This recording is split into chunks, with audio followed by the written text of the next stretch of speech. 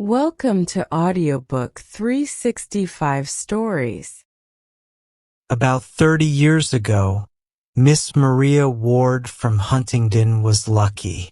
She had only £7,000 but married Sir Thomas Bertram of Mansfield Park. He was rich with a big house and a good life.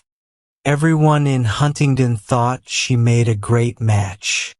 Even her uncle, a lawyer, said she married above her level. Maria had two sisters, Miss Ward and Miss Frances.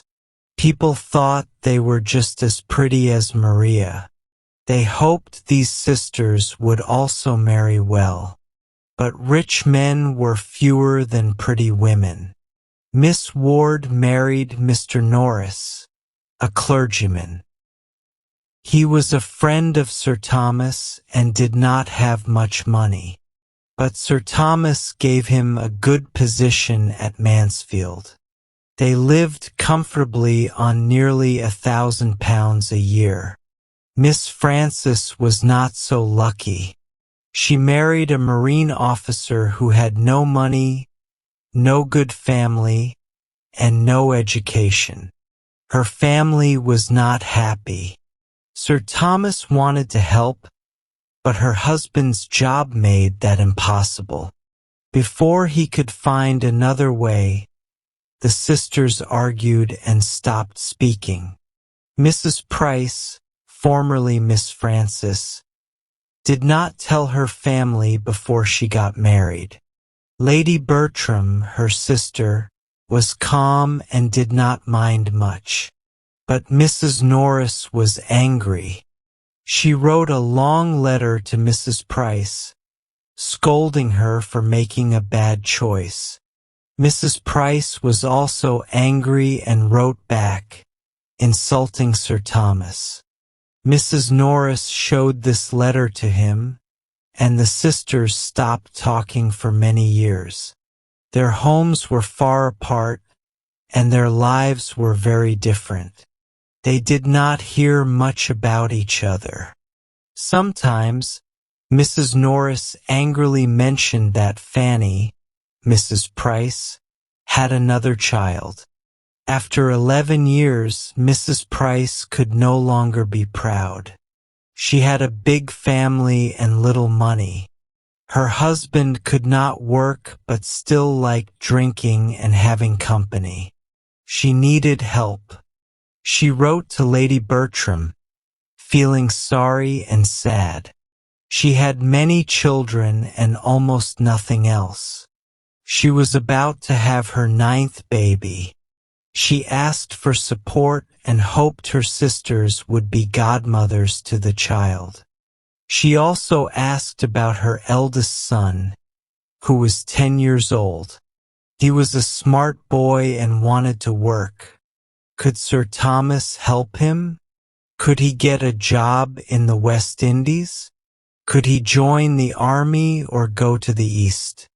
Mrs. Price hoped her family would forgive her and help her children. The letter helped bring peace. Sir Thomas sent kind words. Lady Bertram sent money and baby clothes, and Mrs. Norris wrote the replies. A year later, Mrs. Norris kept thinking about her sister's difficult life. She felt they should do more. She suggested taking one of Mrs. Price's children to help her. Her eldest daughter was 9 years old and needed more care than her mother could give. It would be a kind thing to do, Mrs. Norris said. Lady Bertram agreed right away. Yes, let's bring the child here. Sir Thomas was not so sure. Taking the girl was a big responsibility. She would need a proper education and care. Otherwise, taking her away from her family would be cruel.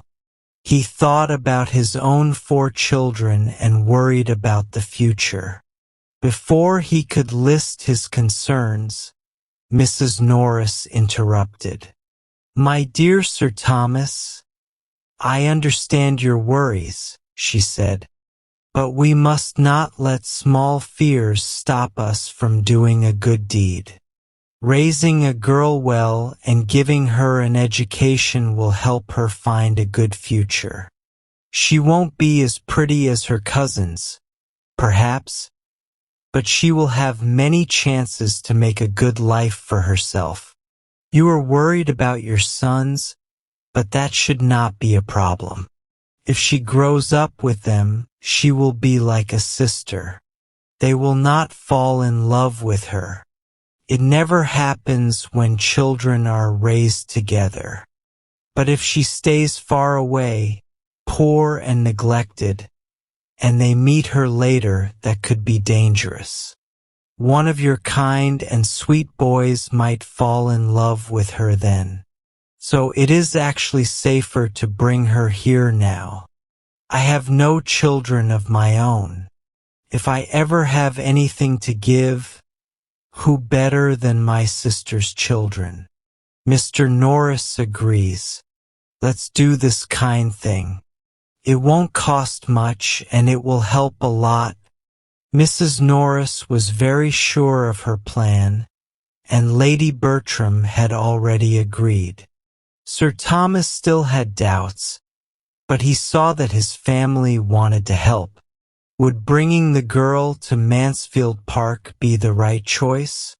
You are right, said Sir Thomas. I do not want to stop a good plan, but we must think carefully. If we take this child, we must make sure she has a good future. If she does not find a good husband, we should help her live as a lady. Of course, cried Mrs. Norris. You are always so kind and thoughtful. I will never love this child as much as your own, but she is still my sister's daughter. How could I let her suffer if I can help? I have a warm heart, and I would rather go without than be unkind. If you agree, I will write to my sister tomorrow and tell her our plan. I will take care of everything. You won't have to do anything. I will send Nanny to London, and the child can meet her there. Someone trustworthy can bring her from Portsmouth by coach. There is always a good tradesman's wife or someone traveling to London who can help. Sir Thomas did not like the idea of sending the child to stay with Nanny's cousin, so they found a better, more respectable place for her to wait. With that change, everything was decided. They all felt pleased with their kind decision. But their happiness was not equal. Sir Thomas truly wanted to help the child and take care of her. Mrs. Norris, however, had no plans to spend any money on her. She liked to organize things and tell others what to do, but she did not like spending her own money. Mrs. Norris had always been careful with money. She had married a man with a small income, so she had learned to save. At first, she thought it was necessary. Later, she started to enjoy it. Since she had no children to take care of, she saved more and more each year. If she had children, she might have spent her money on them. But since she didn't, she just kept saving.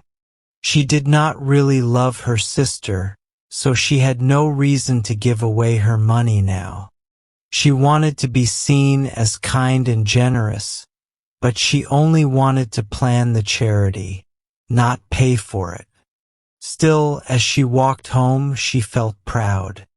She truly believed she was the most generous sister and aunt in the world.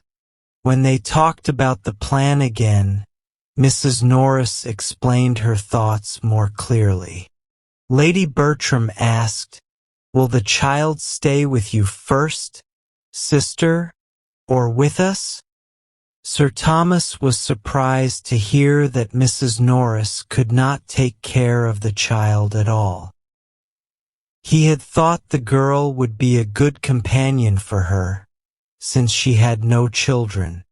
But Mrs. Norris quickly said it was impossible. Mr. Norris is not well, she explained. He cannot stand noise. If he ever gets better, I will be happy to help. But right now I have no time. Taking care of him is all I can do. Then she should stay with us, said Lady Bertram calmly. Sir Thomas agreed. Yes, she will live here. We will do our best to take care of her. She will have friends her own age and a proper teacher. Mrs. Norris quickly agreed. Very true. The teacher, Miss Lee, already teaches 2 girls. 1 more won't be any trouble. I wish I could do more, but I will send Nanny to bring the child here. It will be difficult for me without Nanny for 3 days, but I will manage. She continued, Sister, I think the little white attic near the old nursery is the best room for her. It's close to Miss Lee and near the girls. The housemaids can help her with dressing and clothes. Of course, we cannot ask Ellis to take care of her like she does with your daughters. Lady Bertram did not disagree. I hope she will be a good girl, said Mrs. Norris. She is very lucky to have such kind relatives. If she behaves badly, said Sir Thomas, we cannot keep her here. Our own children must come first. But I do not expect anything too terrible. She may be very ignorant and have bad manners, but these things can change. Since my daughters are older, they will not be influenced by her. Instead, she can learn from them.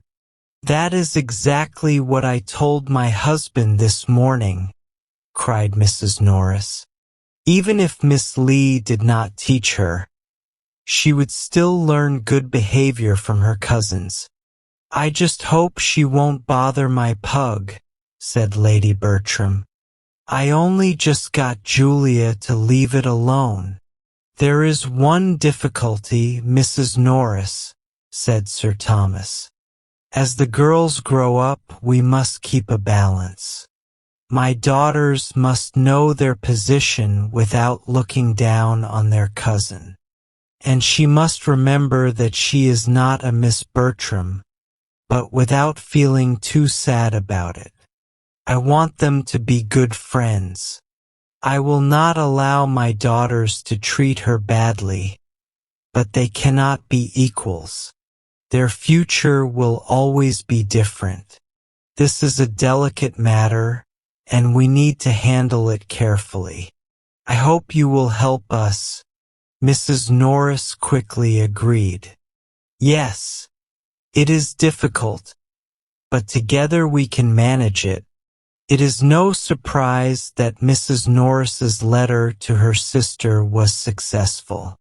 Mrs. Price was surprised that they wanted to take a girl when she had so many fine boys, but she was very thankful for the offer. She wrote back, saying that her daughter was a good, cheerful girl. She hoped they would never regret taking her in. She also mentioned that the girl was delicate and not very strong, but she believed a change of air would make her healthier. Poor Mrs. Price.